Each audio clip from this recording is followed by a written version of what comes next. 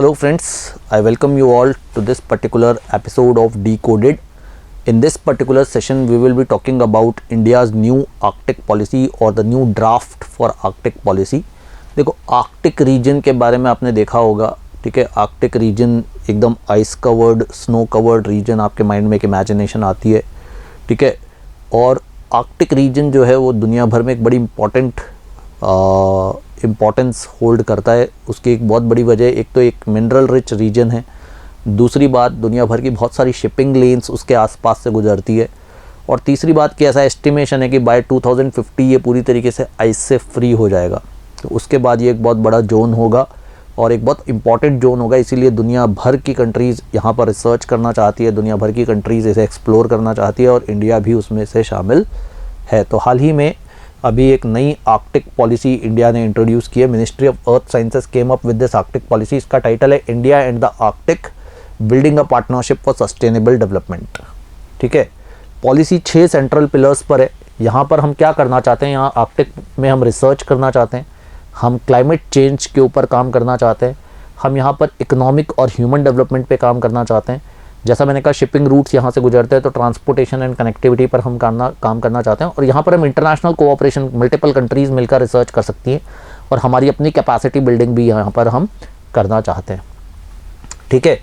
तो आर्कटिक में इंडिया ने जो काम करना शुरू किया है वो बहुत पहले से काम किया है। हम लोगों ने 1920 में एक ट्रीटी साइन की थी। ट्रीटी का नाम था स्वेलबार्ड ट्रीटी। स्वेलबार्ड ट्रीटी बेसिकली उस समय it was basically a group of islands, जिसका नाम था स्पिट्सबर्गन।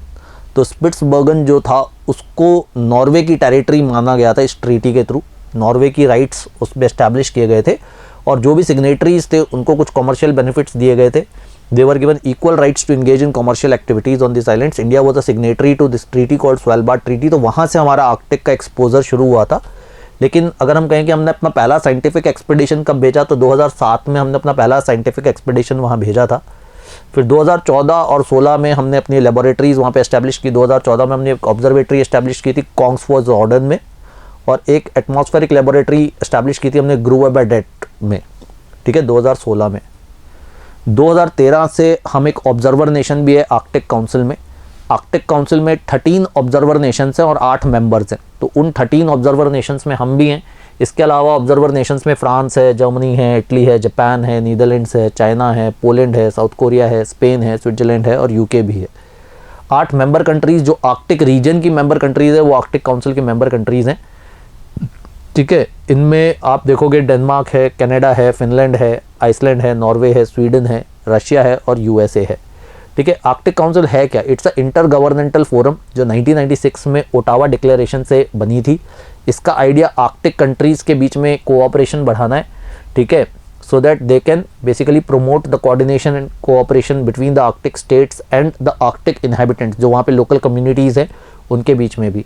तो इसका जो सेक्रेटेरिएट है 2013 से ऑपरेशनल हुआ इन ट्रोम्सो, नॉर्वे। तो Arctic council is the biggest body which is operating in Arctic region, जिसके हम ऑब्जर्वर कंट्री हैं फिलहाल, ठीक है।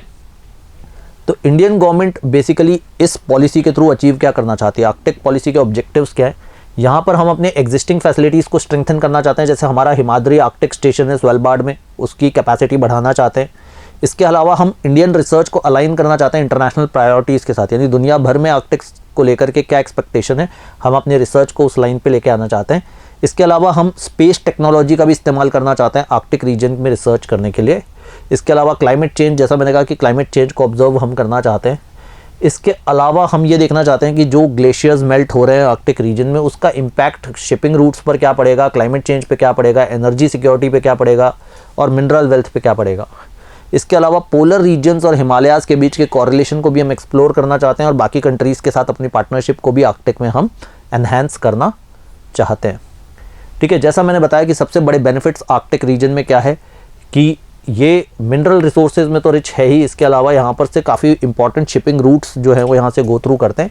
इसके अलावा 2050 तक ये आइस फ्री होने की उम्मीद है, तो उसकी दुनिया भर की कंट्रीज़ जैसा एक्सप्लॉइट करने के लिए मौका ढूंढ रही है और हम फिर पीछे क्यों रहे। We should also try to exploit और let's explore at least as much as possible. That is the whole idea behind this Arctic policy. तो गाइस मुझे काफ़ी इंटरेस्टिंग लगा एंड आई होप आप लोगों को भी एक नया पर्सपेक्टिव इसके थ्रू मिला होगा, कुछ क्लैरिटी मिली होगी. It's an important topic and I would like you guys to go through it, and we'll come up again with a new episode next week. Till then, take care. Goodbye.